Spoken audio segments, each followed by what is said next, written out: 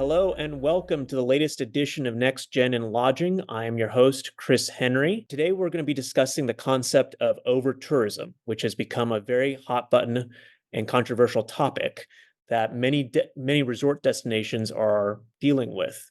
We're joined today by Kansas Henderson, who is the hotel manager at Mauna Kea Beach Hotel in Hawaii, which is part of Marriott's Autograph Collection. And we're also joined by Sebastien Favre, who is the head of development for Southeast Asia and the Pacific. Gentlemen, welcome. Funny that it's morning here, afternoon for you. I think it's one of the amazing things of those podcasts. It is. And yes, from Singapore. So sorry I missed that one. So Kansas, let's start with you a little bit. And, with Mauna Kea and its history sort of being the first real destination resort to be developed in the world, it obviously has a long legacy and sort of an important role in the local both economy and way of life. And it's sort of in today's generation with sensitivities around tourism to the islands, can you maybe talk a little bit about the role Mauna Kea has been playing sort of over the last 50 years as part of sort of the local scene? Absolutely. Thanks, Chris. And yeah, really happy to be here today. This is a very important topic for the hospitality industry at the moment, and one that I think is on a lot of people's minds in various resort areas throughout the world. Mauna Kea Beach Hotel, founded by Lawrence Rockefeller back in 1965. Mr. Rockefeller was actually an ecotourist before that concept even existed, and his founding here included looking after the local community in ways that I think most hoteliers would not have done, assisting in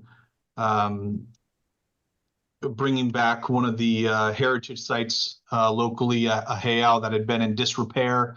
And in a couple of his other locations in the Caribbean, he would often buy local land and give back to the national park system, or the Caribbean National Park System. So he was a gentleman who had that concept again well ahead of his time, and we've tried to continue that legacy here. As you said, we're 60 years in next year here on the Big Island. We're on our fifth generation of guests and fifth generation of employee families as well. So there are a lot of people who have a strong connection to this corner of the island from both the guest and employee standpoint, and looking after it is a huge part of what we try to do on a daily basis. And I think just for our listeners, you mentioned the heiau. Just so they know, a heiau is a ancient Hawaiian temple. And, it is, yeah. So Pu'ukohala is the one that I was referencing, and that was the temple built by Kamehameha I when he brought together all of the islands under one kingdom for the first time. And I think you did hit on something really important, is that legacy of multi-generations. And I think we'll touch on that in a little bit, but I think that is an important part of Mauna Kea's story. And then Sebastien, why don't you just give us a little bit of an overview on Club Med and the role it's been playing in the various markets they're located around Southeast Asia and the Pacific? Yes. Good morning, Chris, and thank you for the opportunity to talk a bit about the Club Med history in the region. We've been privileged at Club Med to have been among the first to develop properties and set foot in amazing location throughout Southeast Asia and the Pacific. And some examples for this is that we opened Club Med Bali in 1984. Our first property in Asia opened as early as 1979 in Sheraton in Malaysia. Phuket followed up quickly after in 1986. And therefore Club Med has quite a unique history in the hospitality landscape, because we have more than 70 years expertise, and we've been developing new location all over the world, but while keeping, I would say, a very close, neat portfolio of properties with about 70 properties globally, and being a very focused actor when it comes to sustainability and developing close relationship with our local communities by employing local workers, by making sure that we have a minimal impact on our location and the beautiful sites that we've been operating in. Fantastic. No, thank you. I know Club Med has been growing its footprint in some really unique destinations. Do you find for Club Med, when you're seeking out new opportunities, are you sort of engaging with the local community up front before either development and management, commences, or is that something that you guys are finding it's better to begin developing those relationships once you're in place? Actually, at Club Med, we're looking for what we call frontier lands, new destinations to create. That's where we offer the most unique experience to our guests. And with that in mind, we're looking at destinations where today there is a very limited supply. And when we select those sites, because most of them are actually greenfield, we make sure that first, those sites are right for development and available for development. And then we develop right from the start connections with the local community. It can take various forms. It can be through meetings with local authorities, etc. But one of the key examples I have in mind is that we're working at the moment on developing a completely new destination in North Sulawesi in Indonesia. And I would say even prior to finalizing the design of the resort, we have already established recruitment days to introduce the product, introduce the brand, and start offering opportunities to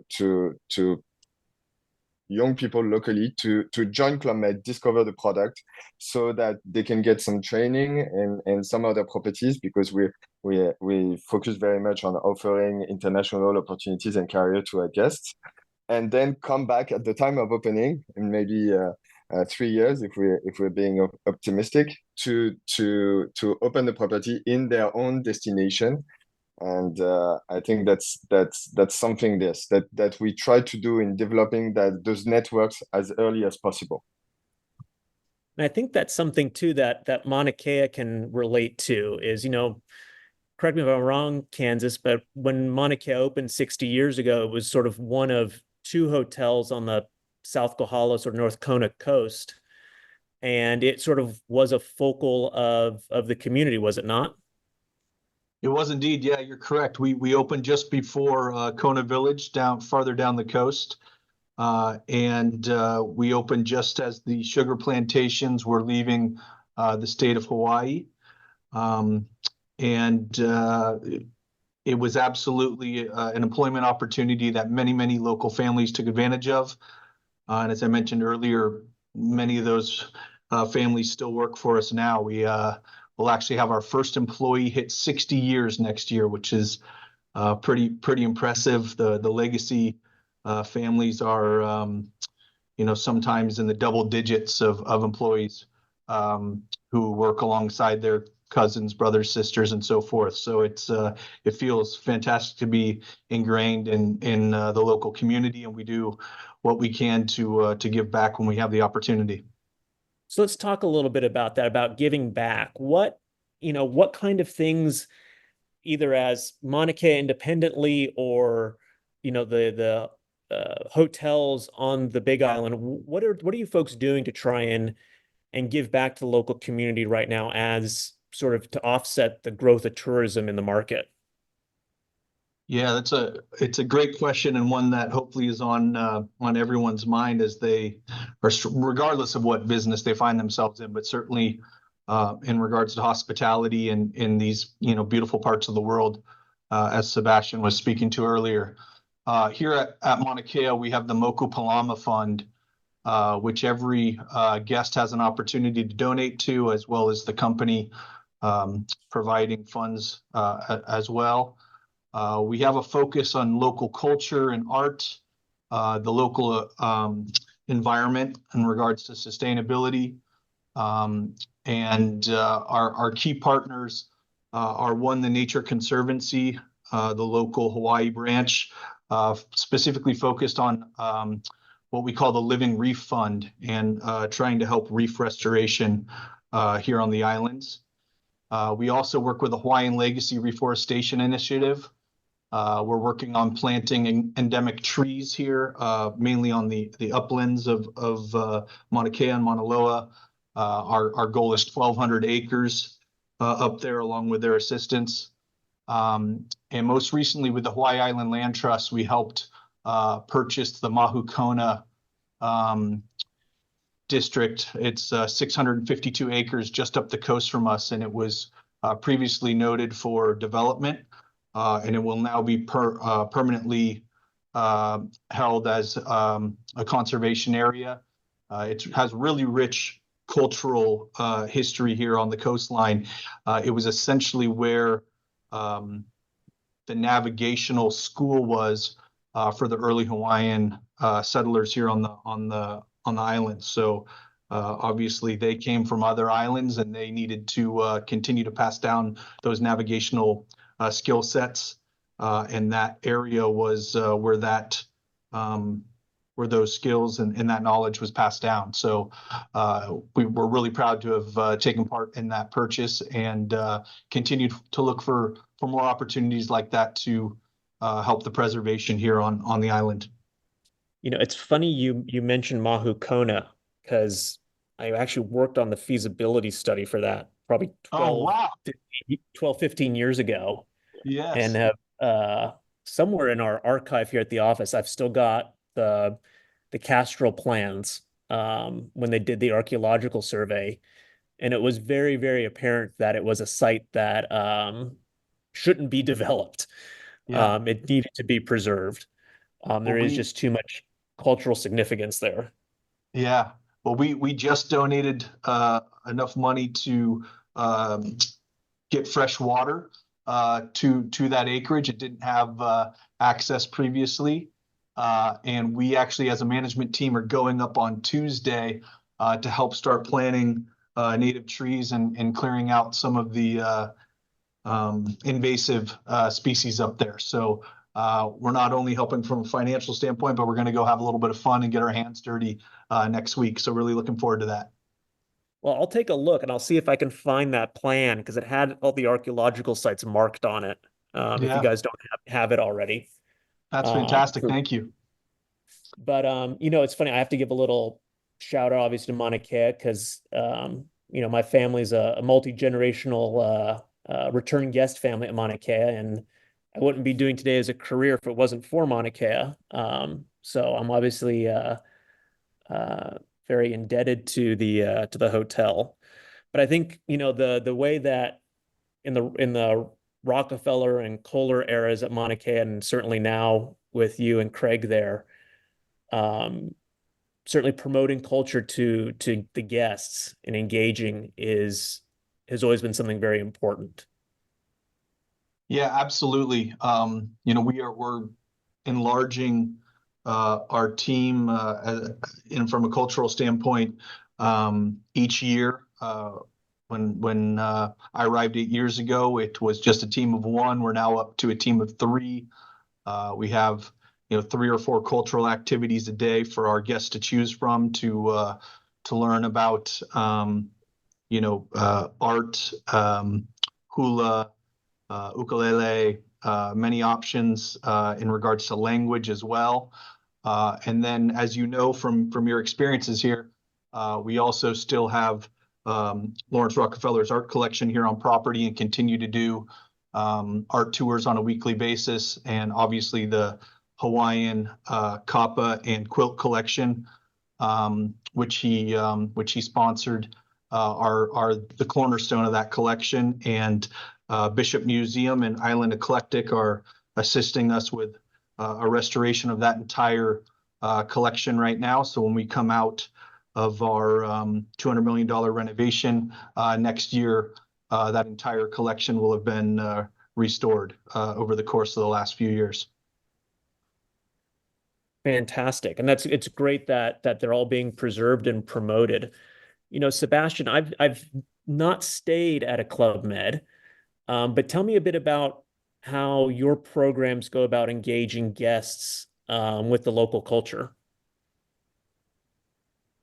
Well, actually, it starts even before the opening. And when we work on the design of a property, on the construction of that property, we make sure that we're not doing any copy paste. It's not a cookie cutter of a Club Med in another location, but we are actually trying to make sure that we're working with interior designers who have a perfect understanding, who are based locally and have a perfect understanding of the local culture, and are able to bring to this specific Club Med sort of a unique character to it. So it's in the materials, it's in the architecture, it's in the design, and already it starts to change the experience for our guests. And then Club Med is all about human interactions. We have in our properties, I think I checked, in most of Club Med properties, we have more than 10 different nationalities in each of our resorts. And of course, among those staff that will interact with the guests at many points during their stay, we have a lot of local staff, and that allows for this unique interaction, and also helps promote the destination and the activities you can do within the resort that are specific and tailored to reflect the local culture and local activities. But also we invite our guests to experience outside and to get out of the resort through tours and excursions that are being organized by Club Med in order to get a very good touch with the local community and the local culture. Are there any particular, because I know you've stayed at a number of your resorts with your family, have there been any particular fun cultural experiences that you guys have participated in?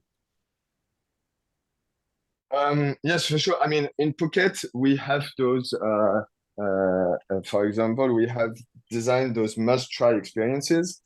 And we have there a kickboxer and Thai boxer champion who has been training and giving classes to all our guests for more than 20 years. And I can tell you it's a unique, a very authentic experience. And that is unique to Club Med Phuket that you won't find in any other Club Med properties. And that's the type of connection and specific products that we want to bring to our guests. That's fantastic. And tell me a little bit, as you're developing these types of engagements, to what level do you bring in either local community or local cultural specialists to participate in that, to essentially to sort of preserve the authenticity? We do this very much by working, as I mentioned, during the design phase, we're working with the interior designers who have helped us bring this authenticity within the design.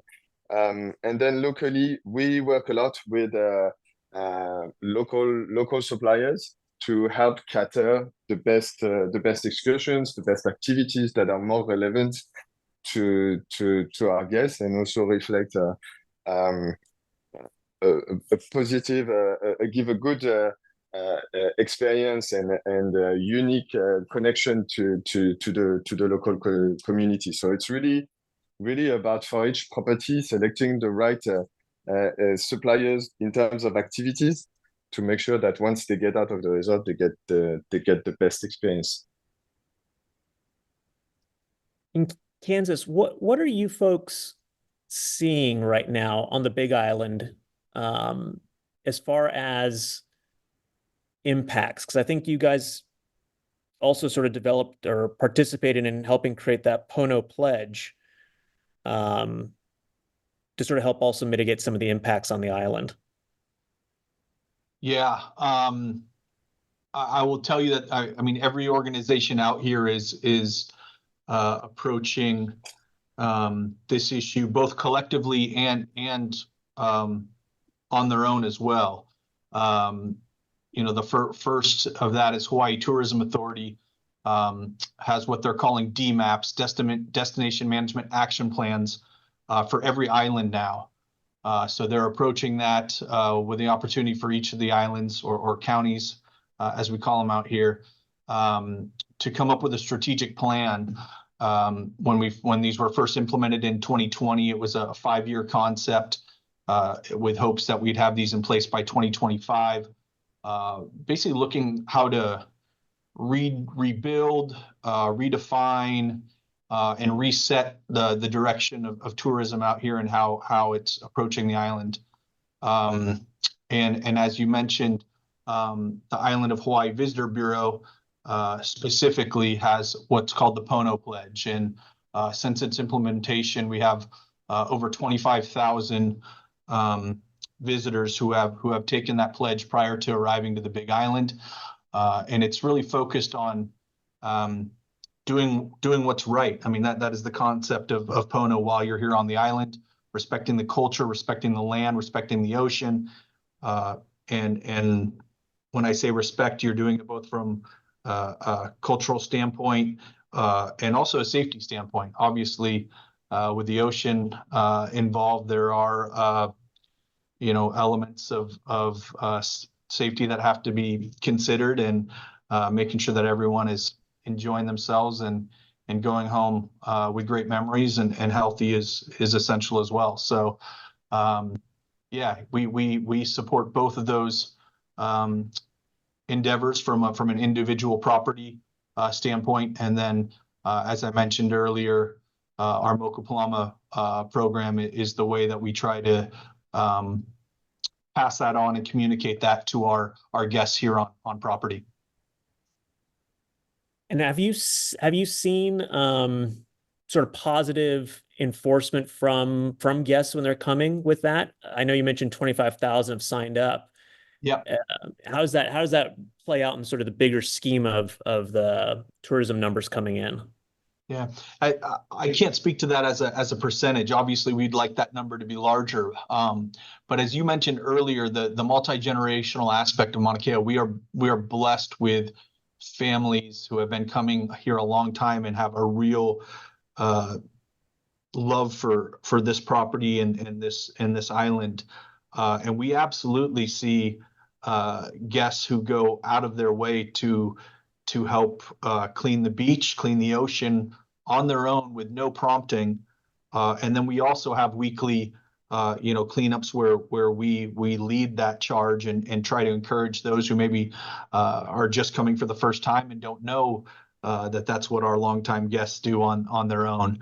We have a golf course here, right alongside the ocean, and there are wayward balls that make their way into the water, and we also have an opportunity for people to snorkel and dive and retrieve those as well, as a way of promoting sustainability and obviously getting out in the water and enjoying themselves as well.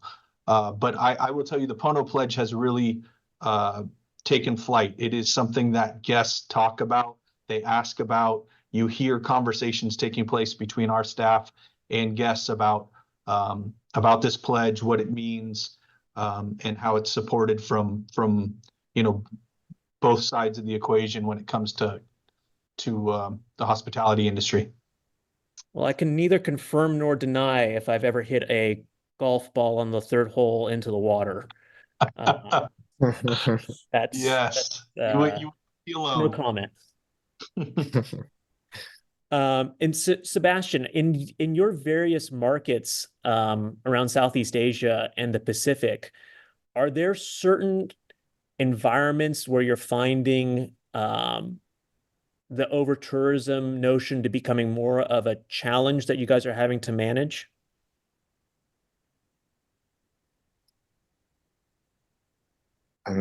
Certainly, I mean there are destinations that we can feel, in which we can feel today that over tourism is definitely a challenge. And anyone who's been to Bali recently has had that feeling. I think at Club Med, we're privileged when it comes to Club Med Bali to be in a location in Nusa Dua that has been quite preserved from this, thanks to the action from what was formerly BTDC, Bali Tourism Development Corporation, and is now ITDC, Indonesia Tourism Development Corporation, where they had a general master plan in terms of development of that destination that allow for plots and resorts to have a sufficient size and low density of construction. And that's something we care about very much at Club Med because on average, the footprint of our resorts globally is below 10% of the total size of the Club Med plots. So for us, having this legacy presence in these destinations, such as Phuket and Bali, has allowed us to have this large size plot and sort of preserve the experience for our guests within the property. And every time I have guests feedback from Bali and Phuket, they will share this experience saying, oh, it's amazing to have a 15-hectare plot in Phuket today with so much trees and greenery and so much undeveloped areas within the property. And that's unique to us. And in that sense, that's how we've been able to preserve this experience. And I think it's also ties back to our new properties and new projects that we have today, where, to be honest, we are not looking at opening a second property in Bali. Today, it's a destination that is very attractive, that is seeing many developments. But we think for Club Med, it is more relevant for us to work on the new Bali, as the government of Indonesia has put it, as they have set a roadmap to the 10 new Balis. We want to be part of the first actors and partners of this new Bali. And that's why we are looking at North Sulawesi. That's why we are looking at other destinations in the Indonesian archipelago, rather than looking at Bali.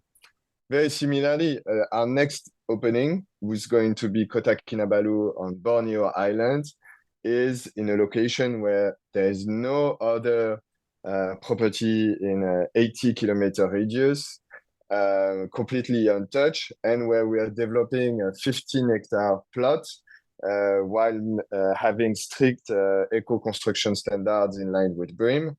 And therefore, we are able to continue this sort of strategy to protect ourselves and protect our guests from over-tourism, in the sense that when they get into a Club Med, they have this sort of certainty to be in an environment that is preserved from it, and also helping the beautiful locations we are in by setting standards, which we hope other players will continue to follow when developing next to us, in terms of low density, management of natural resources, impact of our activity on the environment, and also some sort of a diversification of the offering, because it's also something to have in mind when we mention ecotourism. Mass tourism and over-tourism. There is indeed a need to diversify our offering, and what we can do as an hotelier and sort of a creator of new destination is to continue to pioneer in new locations, so we can diversify the offering to guests and visitors, and also set the right standard for the new location in terms of infrastructure, impact on environment, and sustainability. So I want to touch on something you mentioned there was building sustainably. As a company, when you're developing these new resorts that are greenfield development projects, are there particular building methods or systems that you guys use to help protect the environment and promote sustainability? Yes, it's something that we've been working very heavily on, and now we've collaborated with BREEAM, who's an eco-certification standard, to make sure that 100% of our construction is BREEAM certified. And what that means is that there are strict standards that cover both your construction, footprint, material used, and implementation of energy saving practices, but also some elements with regards to impact on local communities, impact on the plot, impact in the selection of suppliers to ensure that you're working also at the stage of construction with local suppliers. And so there's this holistic approach to development that we think is definitely a necessity, and that we're very keen and committed to maintain. And with the BREEAM, I think we are able to have a label that supports the effort that we've been doing since the beginning of Club Med history in the 1950s. In that regard, but in a way that is today more standardized and also more helpful to our guests to understand, so that they can also rely on this certification as early as construction on sustainability practices. And I'm curious, I want to sort of pose the same question to you, Kansas, since you mentioned you folks are doing a $200 million renovation at Mauna Kea right now. What kind of sustainability are you guys working in within the sort of existing structure and grounds? Yeah, well, I would say that everything was done so well back in 1965. We are spoiled here with what Rockefeller built, and obviously we're not looking to enlarge our footprint. We're very much happy with what is here, and is simply renovating, what he did so well at that time period. The one major, I guess, sustainability element of the renovation is the addition of a chef's garden and farm here on property. So we are going to be doing our best to obviously enhance our offerings from a food and beverage standpoint through that farm, but also by not needing to import these crops, we're looking to lessen our carbon footprint and have an opportunity to further enhance the sustainability efforts here on property. So let me ask you both, and either one of you can answer first.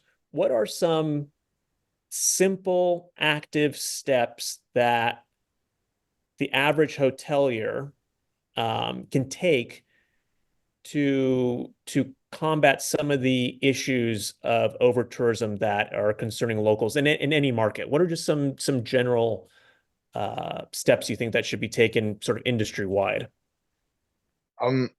Actually, on that topic, very recently, there's a very interesting study that has been published by a French tour operator, online tour operator called Ivaneos, in collaboration with Roland Berger, the strategy consultancy firm. I don't know if you heard about this report. It's been published in French. I'm not sure there's an English version available, but at least I didn't find it, but I'm sure there will be. And actually, that study was aimed at creating some index and trying to measure this over-tourism impact and identifying some locations. So they looked at more than 100 countries, and in the end selected 70 destinations globally. And they identified the various situations that those cities or destinations or countries were facing. So they identified, unfortunately, like example, as we mentioned, like Bali or Hawaii as victims of this over-tourism phenomenon. But then they offered some solution, and I think that they're very interesting because they come into two pillars. The first one is, I would say, at the destination level. And this one is not really much in our hand, but it comes with the local authorities. And it can be, I guess the main aspect that has been done is working on limiting the inflow. And it can be in the form of quotas or local taxes, the way it has been done in Dubrovnik recently, or in Maya Bay in Thailand, when it was closed for several months to help the destination take over. But then they looked at the private players of the hotel and tourism industry, And here they were saying, identifying different things. Firstly, working on seasonality and the demand that we can have, making sure that your product is attractive in seasons with typically lower occupancy. And I think that's something that any hotelier can work on. And that also means uncovering some different offer and different experience you can offer to your guests at a different season. If you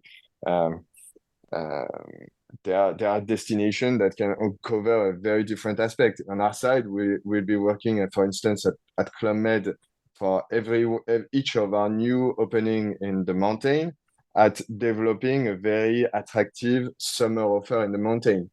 And it's something that we initiated 10 years ago, but that we are getting better and better every year with a more developed offer in hiking opportunities and all the new trends that you can have in the summer mountain. So that's something that we can do. Another one, and that's the one I mentioned before, is about creating new destinations, creating new stories to tell. So I mean, we know overtourism is also fueled by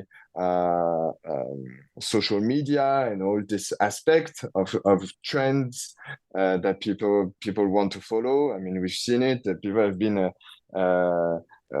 taking boats and going on very difficult roads to take a picture of Kelimping Beach in Nusa Penida in Bali. And it's quite a difficult place to access because everyone has been taking a selfie from that location.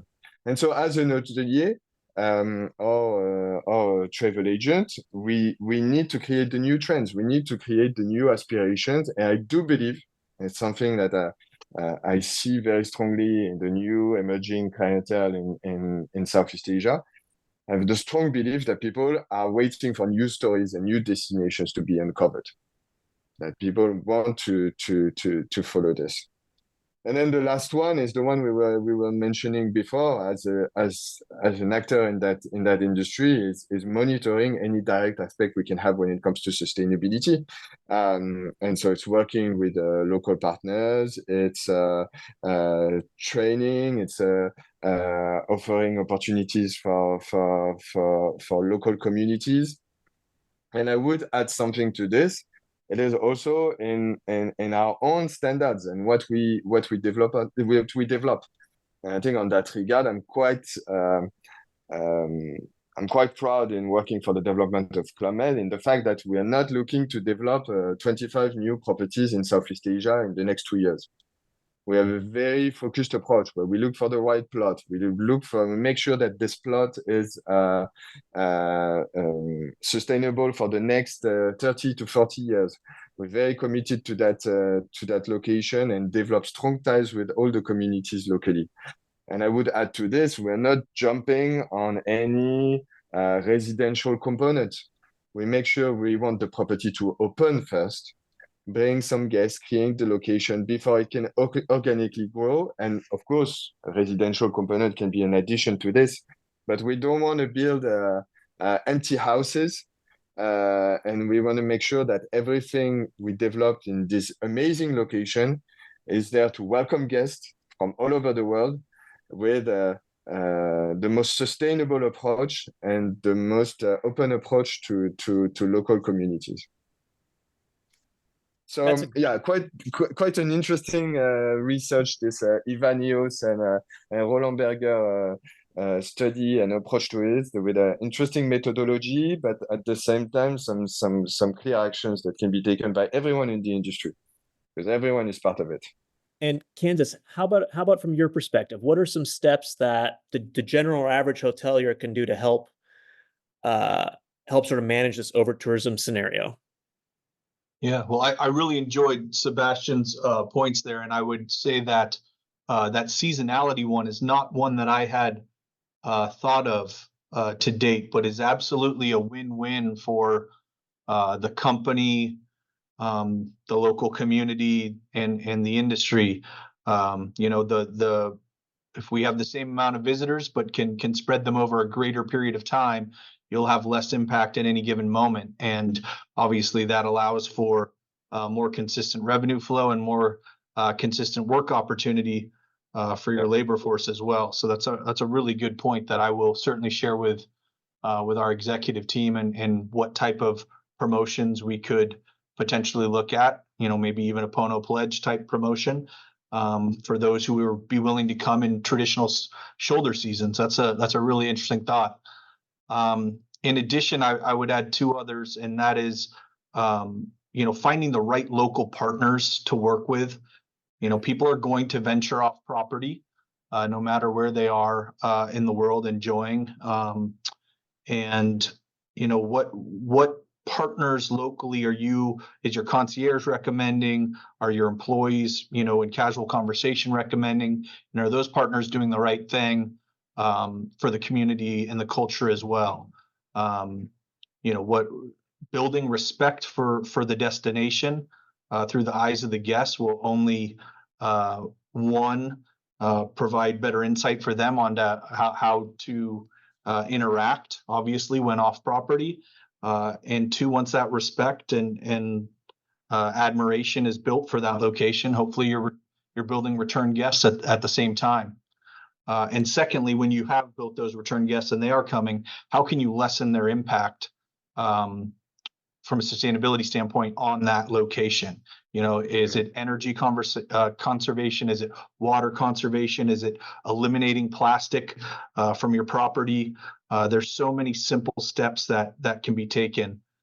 We were one of the first out here in Hawaii to remove plastic water bottles from property. We provide flasks to every guest complimentary as they check in, and have water stations throughout the property for them to enjoy, so that we can stop putting plastic into dump or into recycling centers. So I think making the right choices once people have arrived in regards to who you're introducing them to, and obviously limiting that impact while they're staying with you.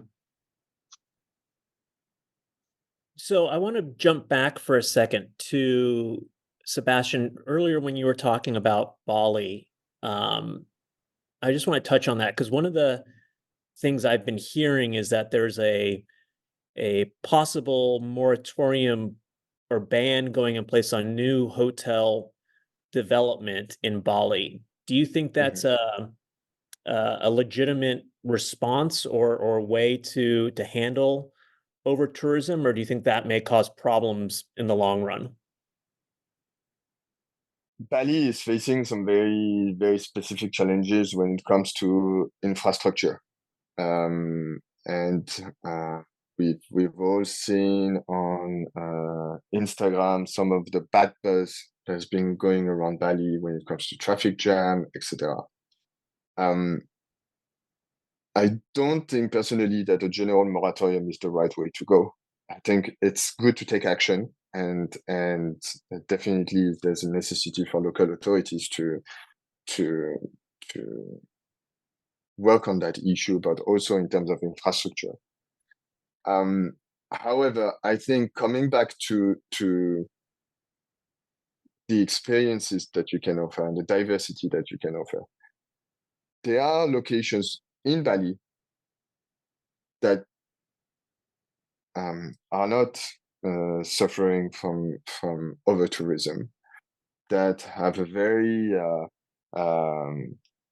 strong potential in new story to be told, new experience to be offered to visitors. And therefore, I think that there are some very valid projects that can be led today in Bali. It's just, again, a question of ensuring that you're having the right impact locally. If you do it with the proper standards, if you do it with the idea that you're going to protect the destination you're in, that if you're setting up the right approach. We know, for instance, what Bali is suffering from a lack of water supply, particularly in over densified areas. There are ways in terms of construction to manage this. And therefore, having a moratorium, I think, is a bit, is a solution for sure to stop the process in the short term. But eventually, we know developments are going to resume. There's a lot of investment happening in Bali. And I think the priority should be at helping new destination and setting the right standards when it comes to new projects being built within Bali. I think that would be a more sustainable approach to this issue, at least at a development level. Then, of course, there are many things to be done at the infrastructure level in terms of dealing with the energy consumption, etc. So I think the reason I asked that question is because while we were at that conference in Hong Kong last week, Bali came up quite a few times, and I was keen to sort of hear your take on it because it's interesting because everybody that I spoke to came back and said infrastructure is as much of a problem as it is anything else right now. And I think that's actually one of the things that the Big Island has done well in Hawaii is the infrastructure has scaled to keep up with growth. And I know for you folks, Kansas, at the resort overall, you guys have quite impressive infrastructure that manages everything from water, power, sewer, and it does it all fairly sustainably. Yeah, it is. It's a unique setting that we have here, being the first resort on the coast, as you mentioned earlier. Rockefeller put in all the utilities that we have today because there was nothing on this coastline, and that means we have our own water treatment plant, and we still handle all of our waste ourselves, and we're one of the few resorts that I'm aware of out here, at least on the Big Island, if not the islands, who handle the utilities on their own. So it is a very unique situation, but I'm sure one that in more remote areas like Club Med focuses on is probably both a challenge and an advantage that they deal with on a daily basis. So we're coming down to the end of our time here. And, I want to touch on one other thing that I think Sebastien said, but I want to get both of your opinions on it. And I think Sebastien probably could have said more. But how much do you think social media, all the platforms, under the sun here, how much do you think social media has impacted or promoted over tourism? And is there a way to rein that in a bit?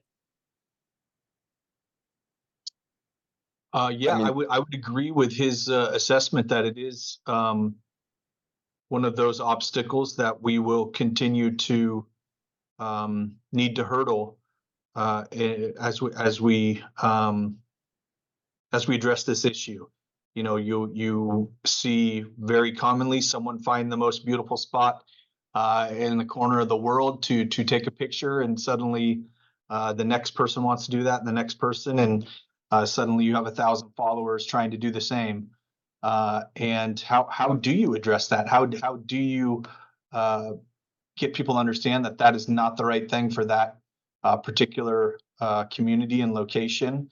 And I think the only way is to have counter messaging out there, to explain the impact to that particular location by doing that. And it is something that I think is much applied to the younger generation at the moment. And they're also a generation that is very keen on traveling, on learning, on wanting to see unique places and unique cultures. So I do feel like there is some education that can be done that will pull on their heartstrings and apply to their likes and desires, where once they understand that is not the right way to go about traveling and tourism, that I think it is something that we can battle and affect in a positive manner. Thank you, Sebastien. Any final thoughts on that? Yeah, I completely agree with Kansas here. Social media is having both impacts. Definitely, for me, it is the number one contributor to it. If you look at Maya Bay in Thailand, there's become famous thanks to the movie The Beach. But it has had this increase of traffic primarily due to social media, because people wanted to post a picture of being there. It's the same thing for Kelingking Beach. So social media attracts a lot of traffic and generate trends. So it is definitely a contributor to overtourism. But at the same time, it is such a unique opportunity to promote different ways of traveling. And the same way overtourism is becoming a trend, sustainable tourism, slow tourism, discovering new locations are also becoming a greater and greater trend. Greater and greater trends, sorry. And therefore, with social media, we have again the possibility to change the narrative. And for each property, it's very important that we deploy the right digital communication. And it's not only about the Instagrammable spots. It's about all the activities you can offer in our resort. When we do turtle preservation plans where we help our mini club gets to visit this location. This is a terrific story to tell on social media to promote the activities that you can have locally. So again, both aspects. Definitely a bad aspect to it in attracting crowds, but such a unique tool that allows us to discover a new location. And I'm the first one doing this. I've been lucky enough to go to Raja Ampat in Indonesia. It's a very protected area where they're able to maintain the best coral in the world. But I've discovered this location through social media, through one of my friends staying in one of those very simple lodge and sharing those amazing pictures. And that was the beginning of my trip. That was the beginning of the experience for me of saying I'm going to go to this location. And when you build this connection right from the start with this amazing site, I understood very clearly that I was not to put any sunscreen on when I was staying there. I was to be careful. I had to be mindful that yes, of course, I would not get Wi-Fi 24 hours in a day, but it's part of it, and you embrace it from the start. And again, this personal experience of mine started through social media. So again, it's important to be there, because if we don't tell those stories on social media of all the efforts that we're doing, how proud we are of our teams, of the initiatives that our guests are taking on the day-to-day basis, of the different products that we offer, we sort of leave the room to overtourism to take this place. And yeah, I think we should use social media more than anything. Well, no, I think you hit the nail on the head there. That was very insightful of both the pros and the cons on social media. And I certainly have found, admittedly, some of my travel destinations the same way. Kansas, Exactly. any closing thoughts? Actually, I would, if I could, I just want to congratulate Sebastien on the fantastic experiences his company provides. Just like you shared, Chris, that Mauna Kea is a big part of why you're in this industry. My first ever international family vacation was to Club Med Bora Bora, which I don't believe exists any longer, but it is an enormous part of why I'm in this chair and industry today. So love what you guys do, and look forward to the next time I can stay at one, Sebastien. That's amazing, Kansas. Thank you very much for your kind words. We would be very happy to welcome you and your wonderful family again. Unfortunately, I haven't had the chance to travel to Hawaii, but if I do make sure that I will stay at the Mauna Kea property. It looks as a very emblematic property, and with all the commitments that you are making to operate it sustainably, it looks at the perfect plan. Yeah. We look forward to welcoming you. Well, gentlemen, Sebastien, Kansas, thank you both so much for joining me on Next Gen in Lodging, and we look forward to having you folks listen again next month. Thank you both. Thank you, Chris.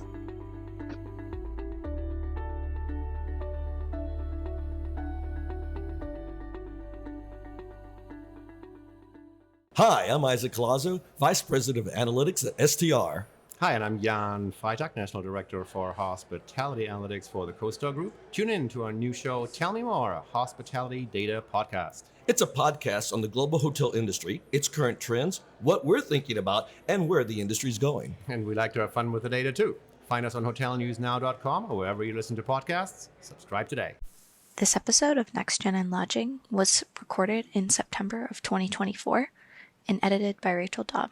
Listen to this and more at hotelnewsnow.com.